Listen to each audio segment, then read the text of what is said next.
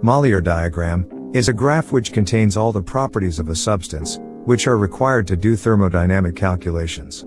It is drawn between specific enthalpy on the y-axis and specific entropy on the x-axis.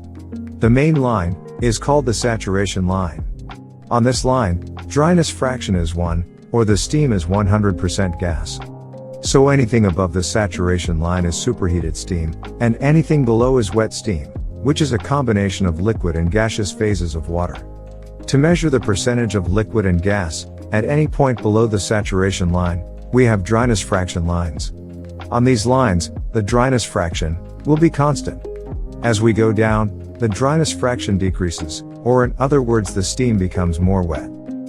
Apart from this, we have lines which show the temperature, lines which show the pressure, and lines which show the specific volume. Whatever property is indicated on that line will have a constant value at every point on that line.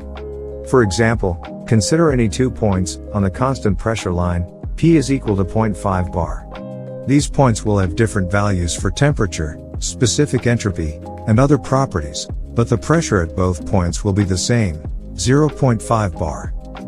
So, using the Mollier diagram, we can find out the properties of a substance much faster than using steam tables. If we are given that the initial state of a gas is dry and saturated steam at a specific volume of 10 meter cubed per kg, then we can check where the saturation line, that is the line for dryness fraction equal to 1, and the line for specific volume of 10 meter cubed per kg, intersect. Using this, we can find out that the enthalpy of this steam would be 2600 kilojoule per kilogram, the temperature would be 50 degrees Celsius, and any other property that we wish to know. So, if we know any 2 properties of a substance, we can use a Mollier diagram to find out all the other properties for that state of substance.